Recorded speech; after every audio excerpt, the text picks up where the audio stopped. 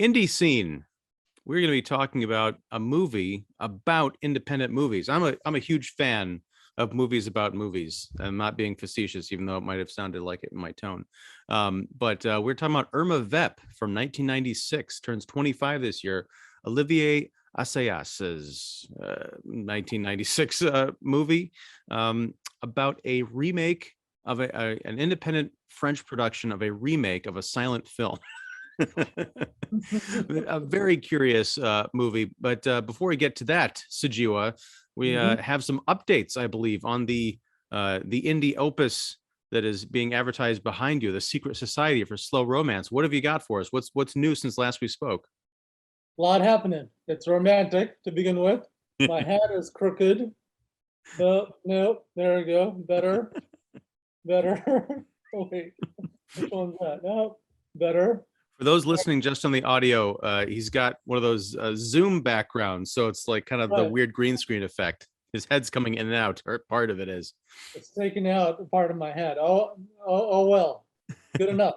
There we go. There's the rest of my head. Remember that, people. The rest of my head. He's not a space alien. That's right. Anyway, I have a T-shirt that says "Vampire" for the show today. Nice. Given by a friend from. She gave to me at the werewolf screening. Anyway, thank you, that person. All right, so update on the Secret Society for Slow Romance. Waiting to hear from 9 film festivals. The film will screen in Chicago. We don't know the dates yet. At Facets, most likely. And they said the programmer saw it. He liked it a lot. New York City screening April 8th. I'll have all the details by December 1st or so. I'm planning 40 virtual ticketed screenings for the fall, like Film Fest screenings, intro, Q&A, and the number may change based on however many I do at film festivals and theaters, but overall I'm going for 50 to 100 screenings next year. What do you think? Is that a good number for an indie movie? 52 to 100. Well, there's a big gulf there. 50 to 100. Okay, yeah, 50 to 100. Either way, yeah, it's ambitious. I love it. Go for it. Yeah. Quite a bit of screenings. And we'll do an Indiegogo soon to support the release of the movie. 7 video discussions so far on the movie. I have it on a blog, DIY Filmmaker 2 at blogspot.com, .blogspot.com, also on my Twitter. And the conversation we had about the movie is on it from, IndieSeen about a month ago. Matt Soller-Seitz said that the movie is very good and I'm an excellent actor. So remember that. He said he was surprised. Yeah, he was commenting on your naturalism, which was nice. Yeah. He said he was surprised at the quality of the movie, so that's good to know. The goal is to get 1 million people to hear about the movie worldwide, maybe a lot more, and we'll see. We'll see how many people end up checking it out. Either way, it'll be exciting. There's a book about the movie coming in December or January. I'm working on it now. And once distribution work is done in at the end of 2022 or 2023, I'll write a book about the entire project. That is the latest on the movie. Did you get to see it again? No, I'm not going to watch it for probably till next year again because I'm booked up with a billion other things, but I will watch it again. Good. Yeah, the next time we'll have titles, which you were missing last time. Yeah, the end titles. Yeah. Yeah. End titles. Yeah. Yeah. Typically, if you have access to it, you should watch it once a week. It's good for you. That's not going to happen, but I'm having trouble keeping up with my meager 3 shows a week schedule as it is. No problem. But no problem. Did you think about the movie since you saw it last? I think about it about as much as I think of any movie, which is, pops into my head every once in a while and wonder about stuff or think about things. So, yeah. So let me ask you about IRMA VEP, because this is something that I don't remember when the first time you mentioned it to me was, but I feel like in our kind of relationship tutelage, indie film guidance quest, you came up early on. Yeah, it's mentioned in Slow Romance in the beginning of the movie.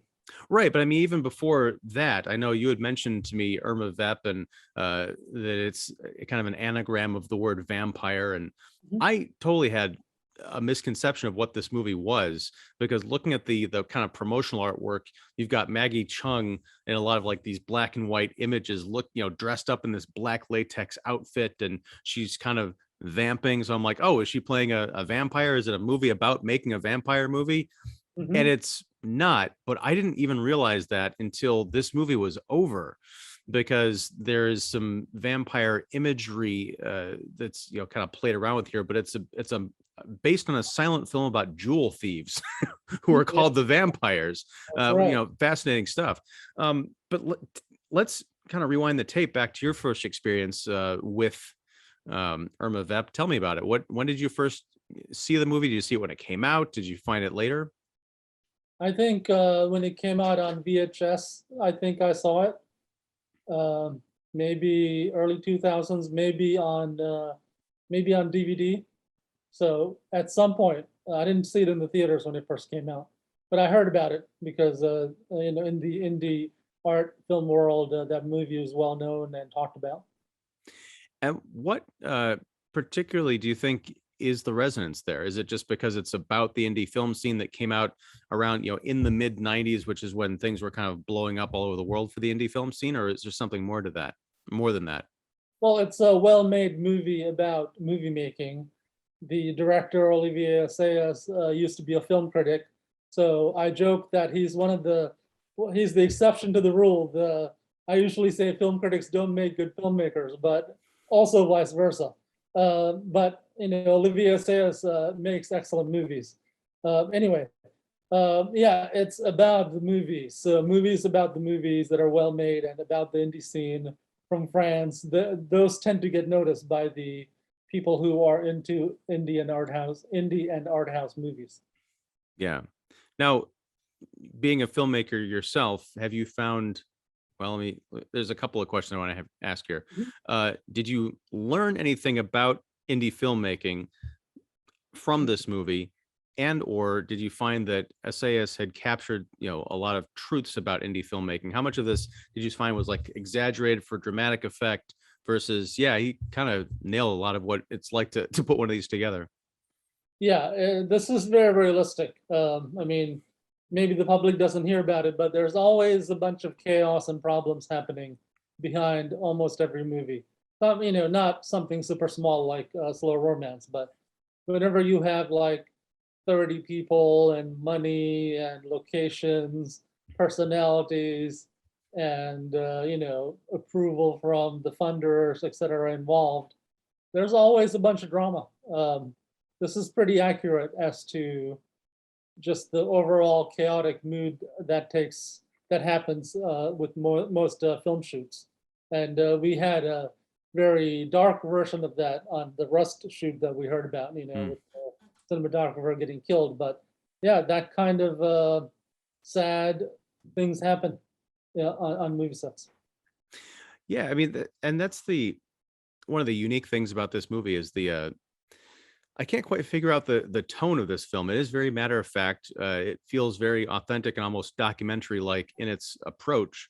I mean, the opening scene is so, it's like controlled chaos, because we're Mhm. sort of walking through the production office, if you want to call it that, of this independent film that is a week behind. One of the reasons is because the main actress, Maggie Cheung, playing Maggie Cheung, she got in from Hong Kong a week late because the previous film she was working on went over schedule. So now everything's chaotic.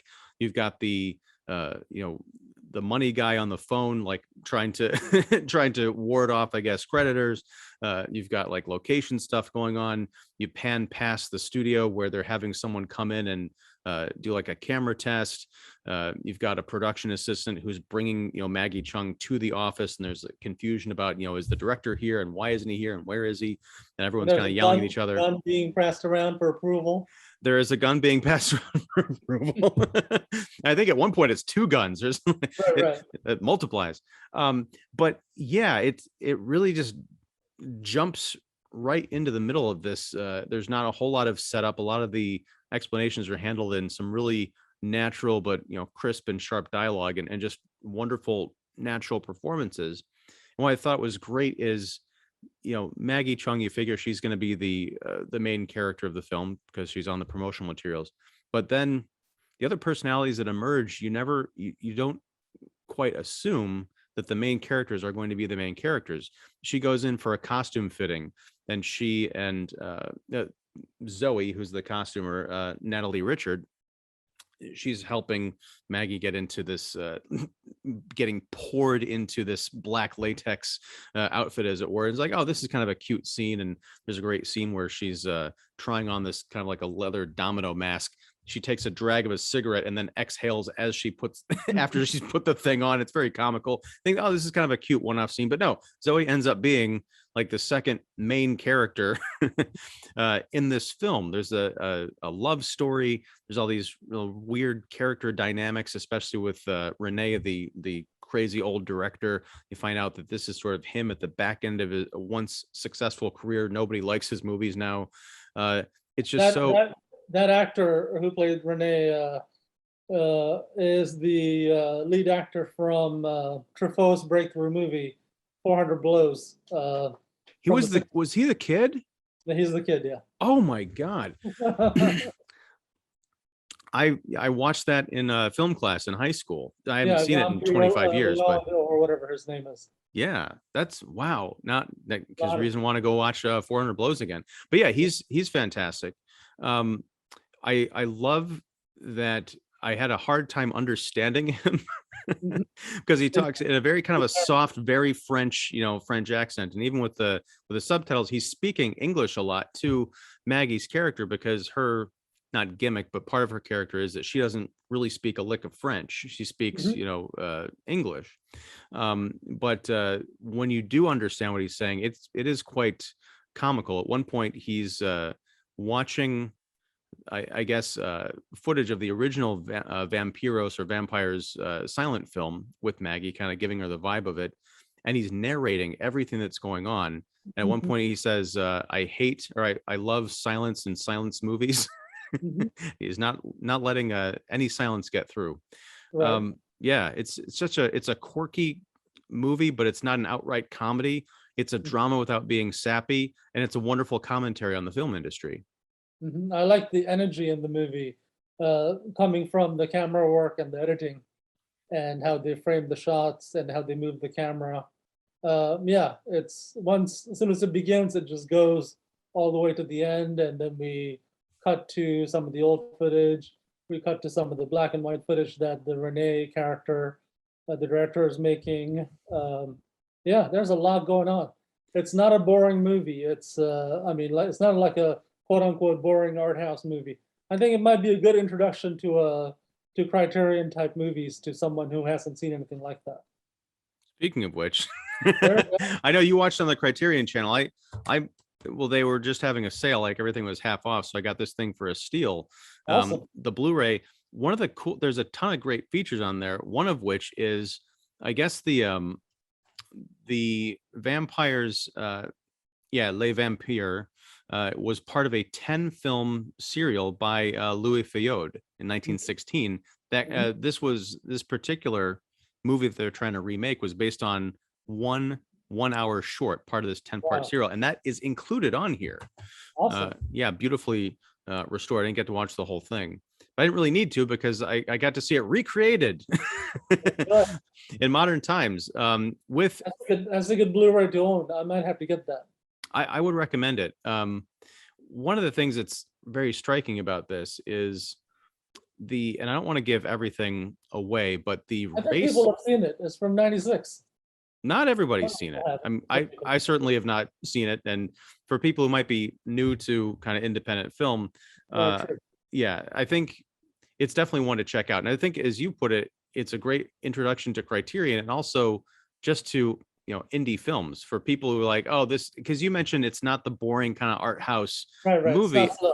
Right. And I think this is the kind of thing where it even kind of takes the piss out of boring art house, kind of pretentious films, because at the end we see what Renee has done to this movie that he's filmed. This is a lot of beautiful shots.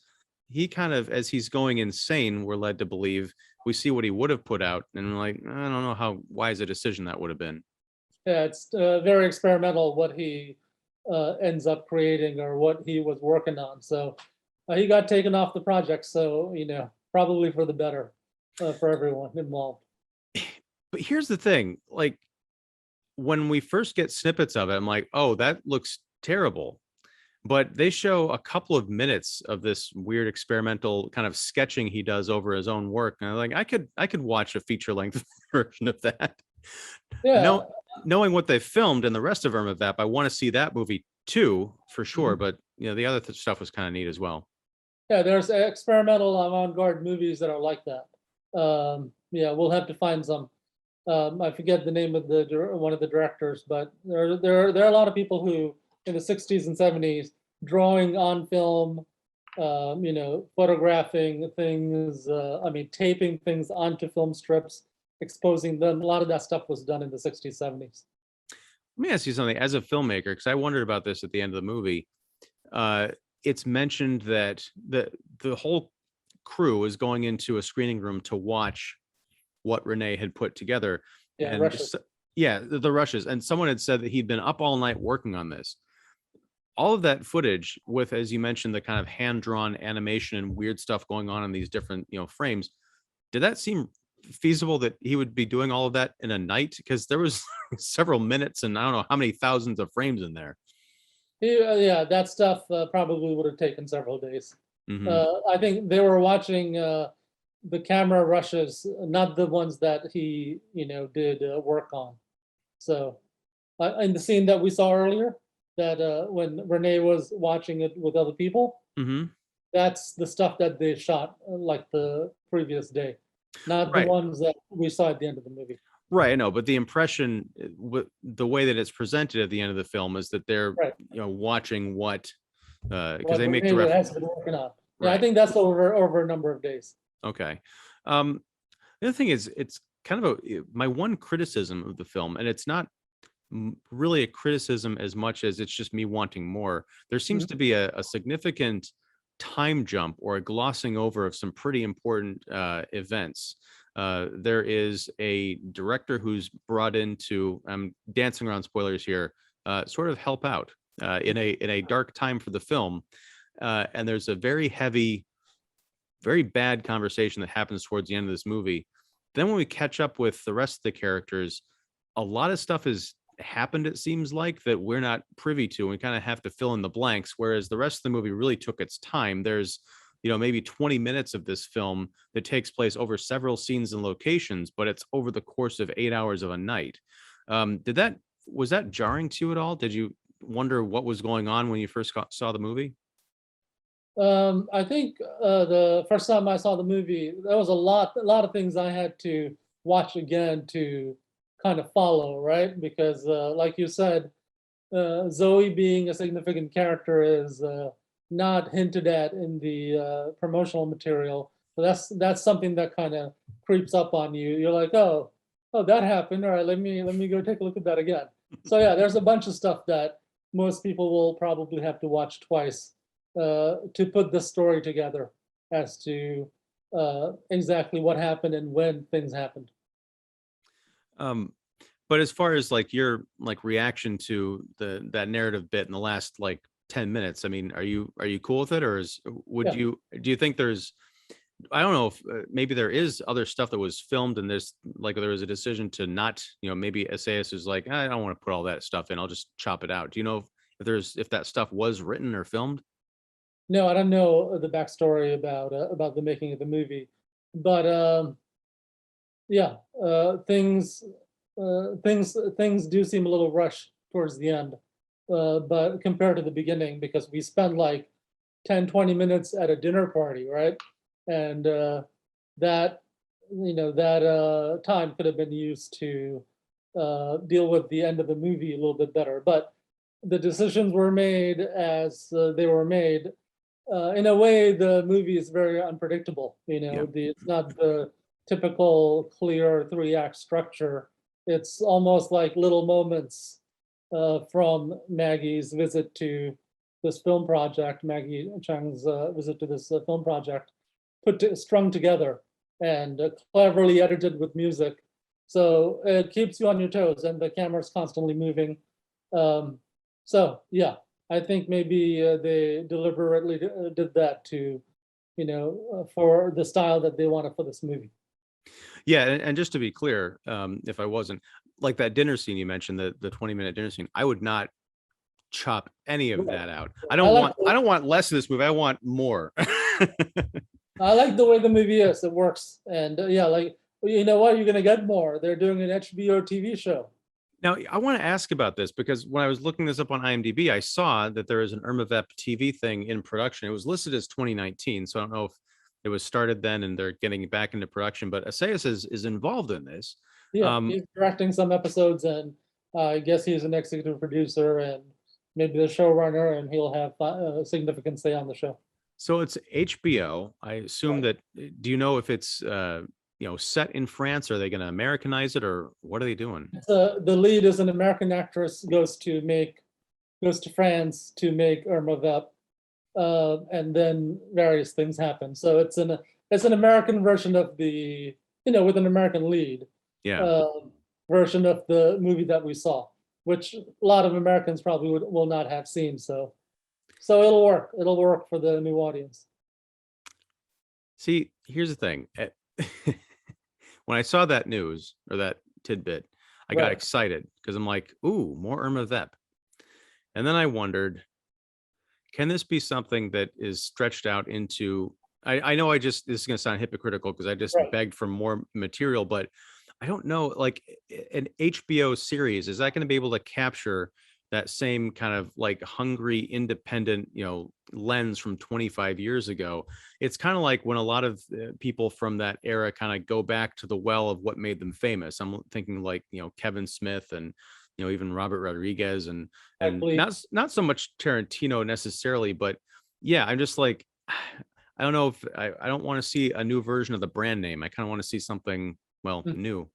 Remains to be seen. And but Assayas is a good writer and a good filmmaker, obviously. So maybe I don't know when the show takes place.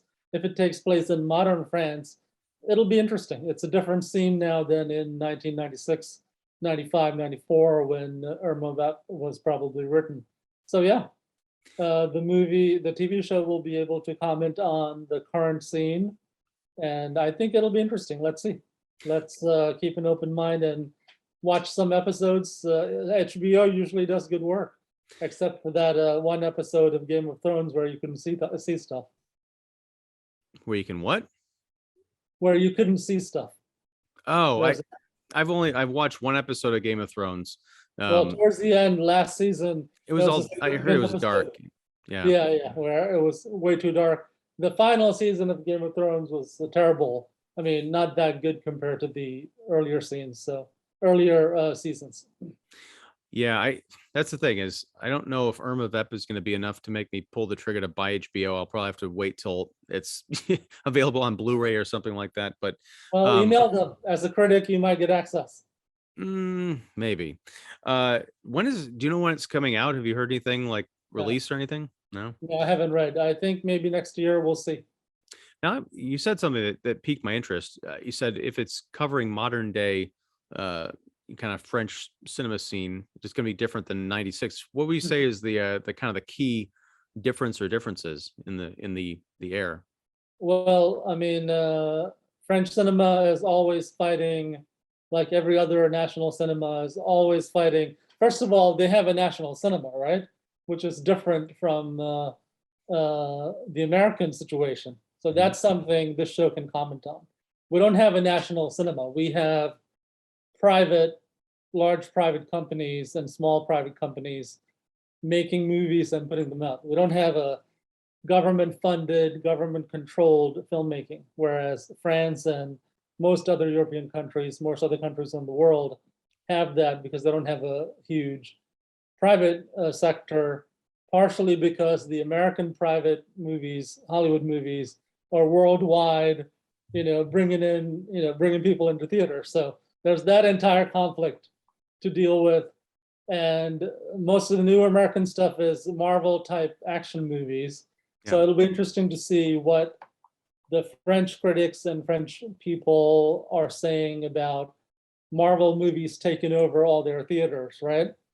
So that'll be an interesting thing. Maybe there are, and I've seen some European movies that are kind of mimicking, American action and American, pretty much American action movies, completely abandoning the norms of their national cinema and just doing like a Bruce Willis Die Hard type thing. I'm like, wow, this is very similar to what we make in America, right? So that would be interesting. There'll be many things to comment on. Also, the rise of streaming, and co-productions. That's always a big thing in Europe. And also maybe they'll have questions about should something like an IRMA VEP remake be made. I'm sure that'll be something that comes up.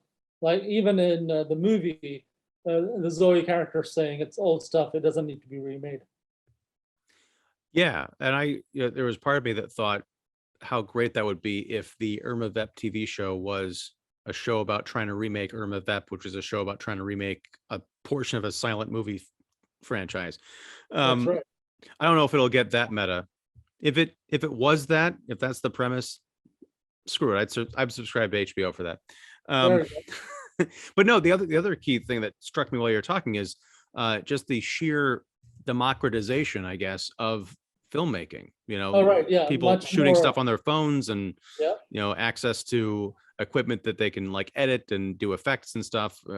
Just make movies. I mean, like you made an entire film during a global lockdown. That's right, and it looks good. Yeah. So the studios don't have a great advantage anymore. So that could be something that's talked about. The rise of indie filmmakers. I have a couple of friends who are indie filmmakers that I kind of know from Twitter in France, and they talked about trying to make no budget movies like Slow Romance or Werewolf versus like $1 million movie in France. That my friend on Twitter was inspired by Werewolf by seeing it, and he's like, I'm going to make something like that on my own because it's tough to get money apparently in France for independent projects. I mean, it's tough everywhere, but yeah, more so there. Well, it's something that struck me watching watching IRMA VEP is there was like kind of a proto version of something that you had just mentioned. It's not the comic book blockbuster back in '96 because those didn't really exist then, but that opening scene during the chaos of the production office, there's a guy, and it's so conspicuous. It's almost like the black shirt on the sheriff at the end of Bonnie and Clyde. It's just like statement. There's a guy wearing a giant white Terminator 2 t-shirt, like in the middle of this independent film. At the time, I think it was the biggest blockbuster in history. This is '96, but that was '92. But Titanic hadn't come out yet to dethrone it. But all throughout IRMA VEP, there are these either like kind of visual sight gags or straight out conversations or confrontations about the American Hollywood blockbuster and how it's all crap versus the nobility of independent cinema. But there is this weird, and again, it's not exactly a hypocrisy, but it's a strange relationship. Everybody who's on the set of IRMA VEP or making that movie knows about these American blockbusters. Not only knows them, but has seen them. Yeah. There's a great exchange, I think, in a lunch line where Maggie and maybe it's Zoe are talking about the Batman films because the inspiration for, I guess the model for the latex outfit is actually Michelle Pfeiffer's Catwoman. There's actually a picture of her in the lookbook or whatever, but they talk about this in the lunch line about how, the first Batman movie was bad enough, and that second one was almost was unwatchable, and I can't believe they made a third because I guess Batman Forever had just come out. But it's like they go to see these movies, they talk about them as if they've seen them, and I don't doubt that they have. But you ask the people who bought tickets to see Batman en masse and turn that into a global phenomenon, or Terminator 2 in America, have they seen independent films, the kind of things that, have they seen the movies that the Renee character has made? And the answer is going to be no. Mhm. It's like it's all flowing in one direction as far as awareness. Yeah, it's because partially because the American distribution system favors uh, Hollywood studio movies, and that's what a lot of people in America get to see in their multiplexes. Right. What I'm saying is like there's such an antipathy towards that Hollywood machine in Mhm, the independent film community as mhm. as depicted here. Yet And foreign, everybody foreign. who's making these movies are watching those movies. They're Well, feeding the very machine that they hate. well, it's not exactly hate, and it's also intertwined. A lot of people who in countries like France who work in movies also work on American movies when they come to town to shoot. So also, if you're into movies, you have to kind of know, your family members might want to go see Batman, even though you're not, remember, you have to remember in every country, the percentage of people who work in the movies is a really tiny percentage, Yeah. even in the US. So people who are into movies or critics even, we have to end up watching, the mainstream ones, or at least know about the mainstream ones, and also the underground indie foreign ones. So we're looking at a very specific kind of people who have to watch all these movies, whether they like them or not. I mean, I'm not a fan of Marvel movies or action movies, but sometimes I watch them and I find some good things about them. But I prefer movies like IRMA VEP. So that's just a condition. You have to. It's like someone who lives in Montana. They might never go to New York, but they know about New York, right? Because Hmm. it's always in the media. Yeah. Um, I was going to say something. I completely lost it. No problem.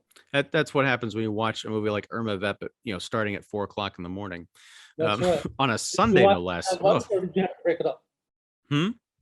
Did you watch it all at once, or did you have to break it up? I paused it once to refill my coffee, but otherwise it had my full attention. And it Good, was good. over. I was very sad. It's an exciting world. It's, that's actually, it captures a little bit the rush of making movies, why people do this difficult thing. It's an exciting, event-filled thing. You're trying to make something, there are difficulties, but you stick with it. And yeah, there's sort of a high you get from working on movies. It did, and it really does sell that idea. I mean, after I finished watching, I was like, I wish I was 22 years old and could just go out to, go to downtown Chicago or wherever has a great film production office and say, I just want to work on a movie. Put me on a truck somewhere. I just There want we to be go. part of this scene. Yeah. Not as easy nowadays for me, certainly, but um, yeah, the thing that struck me, I think, the most, aside from the movies about movies thing and the great glimpse into this world, were the personal relationships. Mhm. The Zoe and Maggie's story alone would have been enough to sustain a 2-hour drama that was just about that. But you Yeah, get the and I think in the HBO show, they might drag that out, that kind of thing. The personal relationships this American actress has. Is it Alicia Vikander? I think that's the lead actress. playing the is she playing the Maggie character? She's playing the American actress who goes to Paris. Yeah. Yeah. Anyway, I it'll be I know. Again, I'm anxious to see it, but also like the portrayals and the writing and this movie, I think, is so perfect mhm, that I'm just like, since Assayas is involved, I gotta put yeah. some faith in the fact that he knows what he's doing. But I'm like, He's directing like 4 episodes, and he's maybe the showrunner or executive producer. So he's heavily involved. I don't think he's doing it just for cash. I no, think he's really into it. So yeah, I doubt it. I don't think anybody at HBO is being like, you know what, we've done Watchmen, we've we've done True Blood or whatever. We need to get a remake of IRMA VEP going. yeah, no. Sounds like a passion project from everyone involved. Yeah, and I'm excited by it. I Did liked you see? Did you see nonfiction? nonfiction. That was the most recent Olivier Assayas movie that came out in the US. Couple years. No. And it's weird because I've known the name forever, but I was like, this is the first Olivier Assayas movie I've seen. I went and looked up his filmography. I'm like, okay, he did um Paris Je t'aime. He did Mhm. was it the not was it Shop, not Shop I think Girl? he did Demon Lover. Yeah. He did some movie about with Kristen Stewart and a Personal ghost. Shopper. I was just saying Personal Shop Girl. Shopper, That's a different one. yeah, Yeah. yeah, I need to see that one. I just want to go and just let's do another spin-off series yeah. just about Olivier Assayas movies. We'll think about that. We'll think about that one. And entire show about one director? Probably not, but we can revisit. We can visit some of his movies. Check out Nonfiction. It's interesting.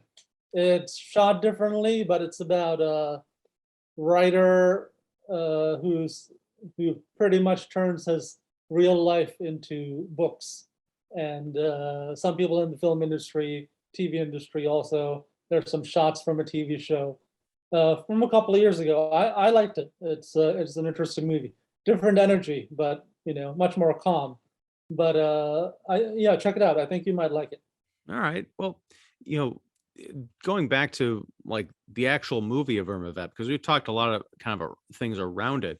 Mhm. The filmmaking itself, the Maggie character, as we mentioned, she comes from Hong Kong. She had just come from making this Hong Kong action movie, and at one point we get to see a scene, kind of like this crazy action montage on a VHS of this movie. And I know this is 1996, so my marveling at it in 2021, it probably was not a big deal back then. I'm like, how did they get it to look so grainy? Well, it probably just, just played an actual VHS tape or whatever they shot. Right.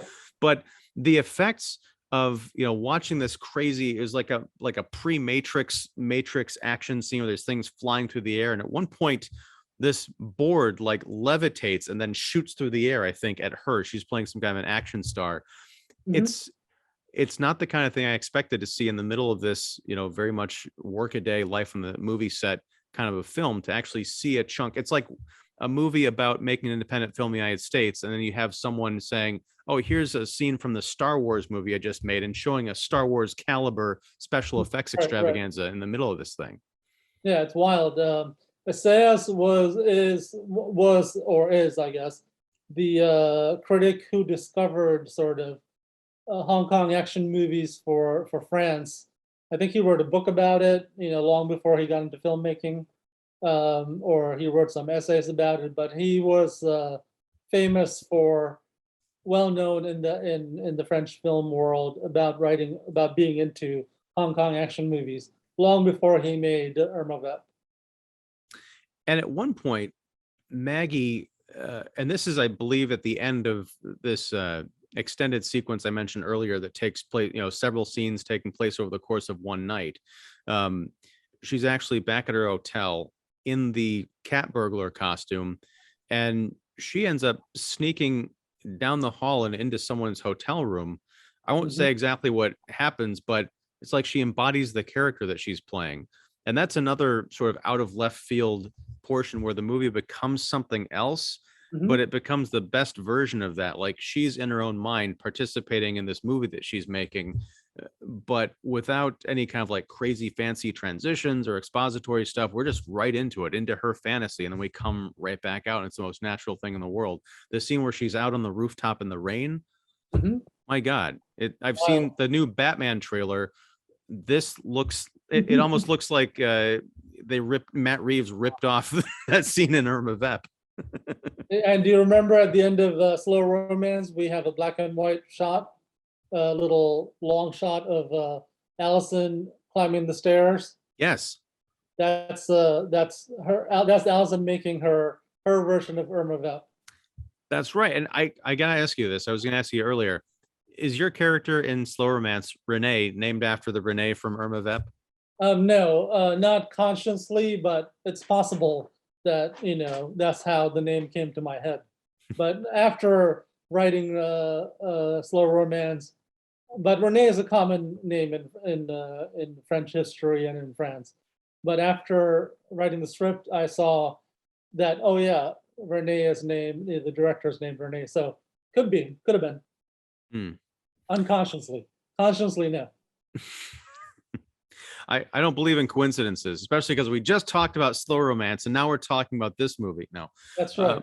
But you remember the segment in Slow Romance, right? yeah, on the Yeah, stairs. yeah, yeah. Hmm. Yeah, that was that's the IRMA VEP segment. Um, oh, and I do. There was another. They were talking. The characters were talking about the film because Renee shows the rushes to his crew at one point, Mhm. and he storms out because like this is all terrible, and that kind of begins his downward spiral. Right. But then everyone else starts trash talking it and talking about his other movies and how they haven't been good in a long time. And one of the people says something that I definitely would have said at the beginning of my slow cinema education. Thank God I could fast forward. Right. You miss a lot by fast forwarding. You really do. Do you know if was Renee based on any like actual filmmaker? Do you know that Assayas might have been modeling? Yeah, I think this entire movie coming out in '96 was a commentary or discussion of the French high quality government funded art house movies versus popular American movies versus what the new French filmmakers wanted to make but could not get the funding for because of the way the system is set up. So older directors would get preference, but they're making things that people don't want to see, not as much as there's an interview that discusses that in the movie. There's a journalist talking to Maggie, you recall? Yes. I think that little scene is, sort of spread out in this movie, and it's talking about, people like people from the 70s, 80s generation that made it, not Godard really. I think Godard was out, but people following that. I mean, we would have to read a lot about the film scene in the early 90s in France to figure out who he was referring to. But he was referring to a general condition where some filmmakers who are not popular are still getting funding, but up and coming filmmakers who want to do something different can't get the funding because because of the system. Well, and that's I'm glad you brought that journalist up because it's a really jarring scene. Mhm. Because first of all, it opens with I've only seen the movie once and it was earlier today. So was that the person who was doing all those the kind of stunt work of climbing up the kind of the catwalk and going across the buildings, Yeah, and they end up on a rooftop and they said, okay, we're going to do it again. Was that Lore? Was that the lady who ended up talking to the director at the end, or was that a different actress? that's the same one. That's her. Okay. The stunt double ends up being the one being considered for the new role, Right. I just couldn't tell because like as far as I can tell. right, because there was a handful of these, and that's why I was confused because I thought this movie was about one vampire, and it turns out no, it's about a team of cat burglars. That's So I'm like, right. why are there all these different ladies in black latex? Does she have that many stunt doubles? Now it makes total sense, and I'll rewatch the movie with different eyes later on. Yeah. But when they're going back to shoot that stuff, they mentioned that Maggie is very late because of what had happened the night before, but it's not a big deal because she doesn't actually shoot her parts until 11 a.m. So I'm like, okay, so what's she doing up on this roof at 9 a.m. or whatever? Turns out she's there to do this sort of on-set Yes. Yeah. interview. And she seems really game for it. The guy seems all right, but then he launches into almost these attacks, holding kind of her accountable for participating in this movie from this hack instead of doing like the really exciting cool action cinema. Mhm. It was very confrontational, very off-putting, not in terms of the film but just that Right. that character and that line of questioning. Yeah, that shows up in the real world also. I mean, many film directors and actors sometimes storm off the set because they're being asked ridiculous questions. But I thought the Maggie character in IRMA VEP handled it well. She's like, yeah, if you whatever kind is popular, if that's all you show, people will complain that they're not seeing anything else. Yeah, and she was also very what I love, one of the things I love about her character, she has a very good sense of herself. She is a very attractive, very kind of game and personable actress, but she's not someone that you can step on. Although a lot of people in this movie try and do that, she will kind of stick up for herself and her friends. She does that during this interview. She does that in an extended sequence with the lady I believe is the production manager. They have this whole thing where they're going to catch a train and they're taking a train ride, and she's complaining about Zoe and spreading all these rumors and stuff about her. The mag is like, that doesn't sound like the person I know, and even if it was, she's been cool to me. And some Assayas trivia. I think him and Maggie Cheung, they were married for a while, or at least dating for a while. And the new movie Bergman Island, the director Mia Hansen-Løve, she was either married to or was dating Olivier Assayas for a long time. So the film director in Bergman Island might be modeled on, at least partially, on Olivier Assayas. Wow, another reason I need to check out Bergman Island. Yeah, I like to see that. I hear good things about it. I don't think I've seen anything by Mia Hansen-Løve, but that movie looks good. Also, I like her name, so let's watch it. Yes. Yeah, I've heard about it. I don't know, like, is it out? Is it coming out? It's out now. It's at theaters and it might be available online also. Okay. Well, I'll put it on the list. There we go. How did you like the plans for Slow Romance 2022? I like them. I'm a big fan of Ambition, and you've got Coming together. Hmm? It's coming together. Yeah. And yeah, I'm hoping that that we're definitely going to hang out when you come to Chicago. I'm hoping to be a part of helping to promote the film when it gets out here, and by then I will have seen it. Much like with Werewolf, I watched that in the theater, and it was a completely different experience. Of course, watching it online or on my computer. Yeah, it'll be different, and yeah, I mean, this is I've been talking forever about the movie, but yeah, this is probably the most ambitious release plan that I've had for a movie. So let's see how it goes. Let's see how famous we can make the movie. Yeah. What are we talking about next month? We're doing Norte, The End of History, 4-hour Love Diaz movie. Did you find out if there's that 7.5-hour cut or whatever? Yeah, I was misreading it. It was always 4.5 hours or 4 hours plus. I was kind of disappointed that I wasn't gonna get to watch an 8-hour movie. Do you have something brewing for 2022 that we can watch? Like, what's the most ambitious, there's that word again, right, movie in length that you would sit down and watch, that you would have me watch so we can talk about it? Well, let's do Norte and see how you like it, because Love Diaz has 8-hour movies, and there's a 12-hour French movie called Out One, 12 hours plus. Is it 12 hours or is it 8 hours? Anyway, long. It's more than 8 hours. So, and we can always track down and watch the 16-hour version of Empire. I was going to say, Empire sprung to mind. I think that's my limit. I'm not going to watch a building for 16 hours. Right.